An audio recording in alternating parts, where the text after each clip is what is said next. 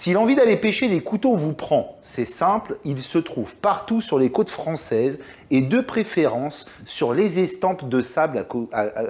En général, c'est du sable à gros grains. Hein.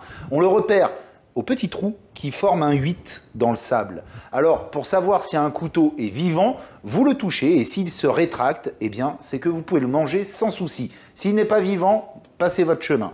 Aujourd'hui, on va sublimer ce coquillage en réalisant un terre-mer. On va lui apporter également une saveur herbacée. Vous verrez ça, ça va être succulent. Sans transition aucune, voici, chers amis gourmets, ma recette de couteau garni, chips de lard et fraîcheur d'herbe. On va commencer tout de suite notre recette par préchauffer notre four à 170 degrés, chaleur tournante. Et on va s'occuper de nos chips de lard. Donc vous voyez, j'ai pris un lard, des jolies petites tranches bien fines, de façon à ce que celles-ci, après, je puisse les plaquer tranquillement et faire mes petites chips. Donc on prend une plaque four, on va se mettre comme ceci, allez, voilà, dans la longueur, et on va plaquer ces tranches de lard qui font à peu près 1 mm d'épaisseur. Alors surtout évitez de les superposer, hein. Voilà. Ces deux petites plaques, on va les enfourner à 170 degrés, chaleur tournante, pour 15-20 minutes. Dès que le lard a séché, on le sort du four. C'est parti.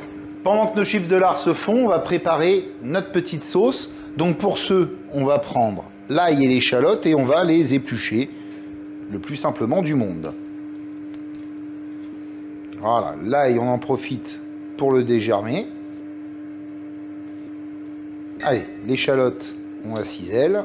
On va, l'éplucher. Ciseler, c'est ce qu'on va lui faire après. Notre échalote, on va la couper en deux. Et on va la ciseler. Donc, racine côté opposé à la main qui tranche. On fait des petites incisions tout le long dans un sens. Et dans l'autre. On la désépaissit sans aller jusqu'à la racine. Hein. Et après, il ne nous reste plus qu'à tailler comme ceci notre échalote. Et on a une jolie échalote ciselée. Et on fait ça sur l'ensemble de notre échalote. Avant d'attaquer notre ail, on va prendre une petite casserole qu'on va mettre sur le feu, à chauffer, et on va mettre une petite noisette de beurre dans le fond de notre casserole, à fondre, tranquillement. Allez, pendant ce temps-là, on va hacher notre ail. Donc pour le hacher, moi j'ai une technique, hein, je mets mon couteau à plat comme ceci et je viens écraser avec le dos de mon couteau mon ail au fur et à mesure, comme si je coupais, et mon ail s'hache tranquillement sur ma planche. Voilà, et vous voyez, là j'ai mon ail haché, j'aurais plus qu'à venir lui mettre des petits coups de couteau à la fin dedans et on sera parfait. On va prendre notre casserole avec notre beurre fondu. Voilà, on va se mettre ici. Et on va venir mettre dedans notre ail et notre échalote. Et on se remet sur le feu. L'objectif pour nous est de juste faire suer notre ail et notre échalote. Hein. On ne veut pas de coloration, on veut juste que ça devienne légèrement translucide. Et bien là, on a une belle odeur dans notre cuisine avec ce petit lard déjà qui commence à redonner des odeurs. Notre petite échalote et notre ail qui sont en train de suer.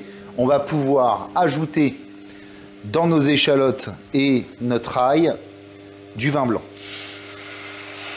C'est un peu le principe d'une sauce vin blanc dans l'idée. Hein. Et on mélange. Là, notre objectif est que ce mélange réduisent tranquillement pendant à sec, hein, pendant allez, 5 petites minutes, et il faut qu'on ait plus de liquide dans notre casserole, d'accord ? Le vin blanc va se concentrer en saveur, voilà. On va pouvoir s'occuper, pendant ce temps-là, eh bien, de nos couteaux. Alors, les couteaux, c'est très intéressant. Ces petits couteaux, en fin de compte, quand vous allez les travailler, il va d'abord, dans un premier temps, falloir les dégorger. Donc vous allez les mettre un petit peu dans de l'eau pendant une dizaine de minutes et laisser un filet d'eau couler dessus tranquillement dans un grand bac d'eau. Hein. Vous laissez couler un petit filet pendant 10 minutes et après, vous les sortez et vous avez vos jolis couteaux comme ça. Là, on va les mettre à plat dans une plaque en essayant de mettre en général l'ouverture vers le haut. Et on va les ranger. Surveillez bien votre vin blanc, hein. Mes petits couteaux, je vais leur mettre un beau filet d'huile d'olive sur tout le dessus. Voilà. Un bon petit coup de poivre moulin.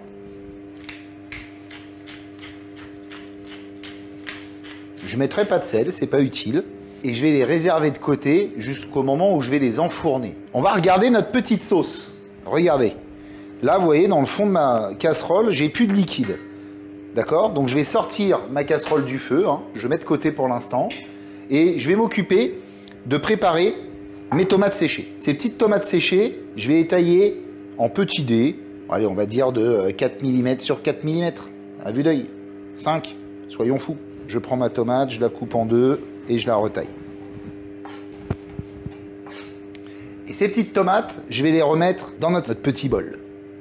Je réserve mon bol à côté de ma plaque de cuisson. Mes petites chips de lard sont prêtes. Regardez, elles se sont complètement rétractées.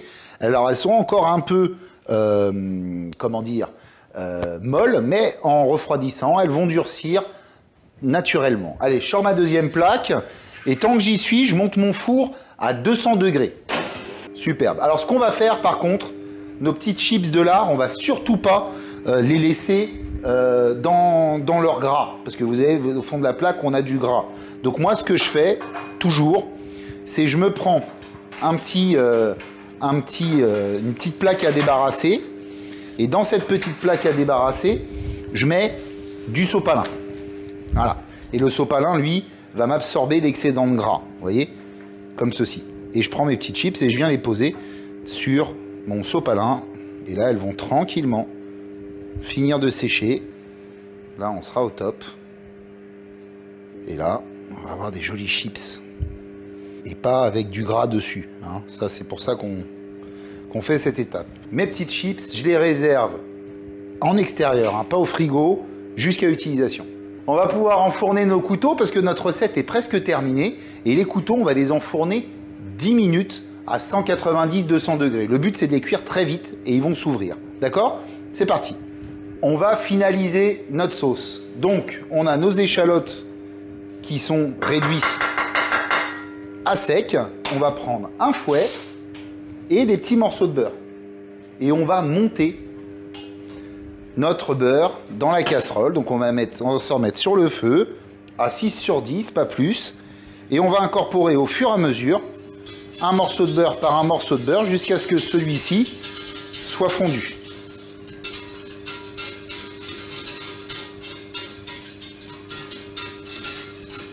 Et dès qu'il est fondu, on en ajoute un deuxième et ainsi de suite. On peut baisser son feu. Si ça va trop fort, on peut redescendre un peu. Ça va dépendre de votre plaque. Il ne faut pas que votre beurre colore. Hein. Le but, c'est juste qu'il monte. C'est le principe hein, d'un beurre blanc. Hein. Allez, on y va, on monte. Moi, mon beurre blanc est presque bon. Je vais pouvoir sortir du feu. Le reste de mon beurre va finir de fondre tranquillement. Vous voyez, regardez. J'ai vraiment mon beurre, il est monté. Hein. J'ai pas un beurre fondu là, j'ai un beurre monté. Je suis au top. Je vais ajouter dans mon beurre blanc mes tomates séchées. Et je mélange. Ce que je vais faire tout de suite, c'est que je vais pouvoir intégrer également mes herbes. Alors, j'ai prévu de la ciboulette pour le beurre et on fera une petite salade d'herbes à côté. Donc on va pas traîner, on va tout de suite se ciseler la ciboulette. On passe la première partie sur les petites pointes, ce qui nous simplifie la vie au taillage, et on cisèle tranquillement au couteau. Notre ciboulette ciselée, on la met eh bien, dans notre casserole avec notre beurre blanc et nos tomates. Et là, bien évidemment, on va assaisonner en sel et en poivre.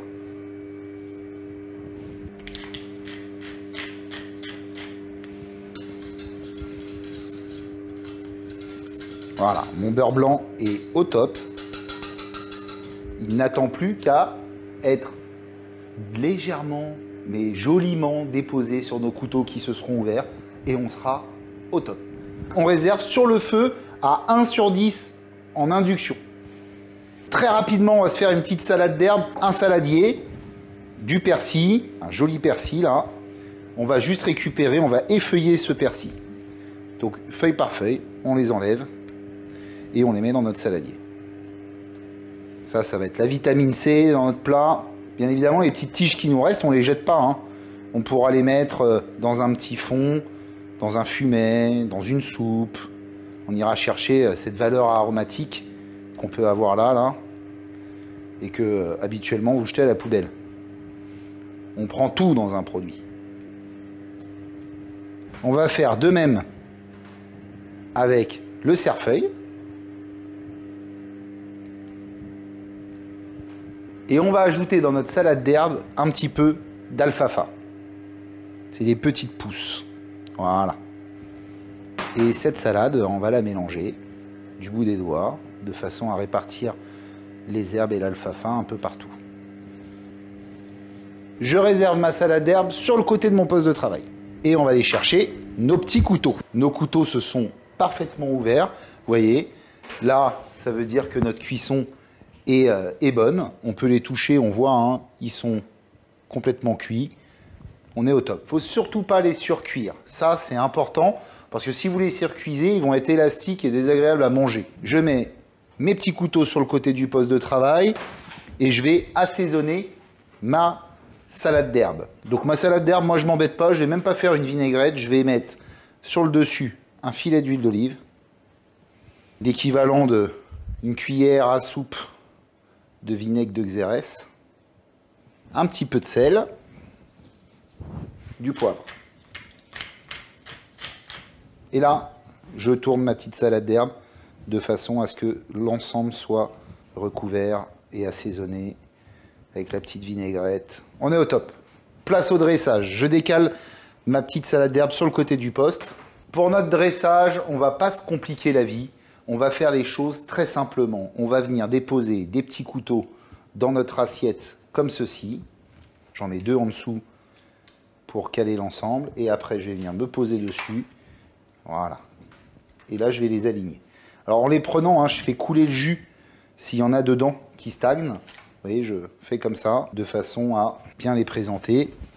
Je vais prendre ma petite sauce avec une cuillère à soupe et on va venir napper nos couteaux de sauce.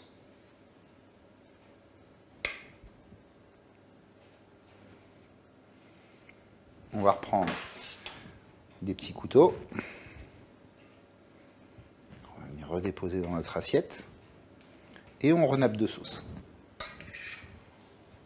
Voilà. On va venir déposer un joli dôme de salade d'herbes sur le côté ici. Petites chips de lard, vous voyez, vous avez dit qu'elles durciraient. Elles sont toutes dures. On va venir en déposer une sur les couteaux et une sur le côté ici. Allez, même on va mettre les deux ici, ce sera sympa.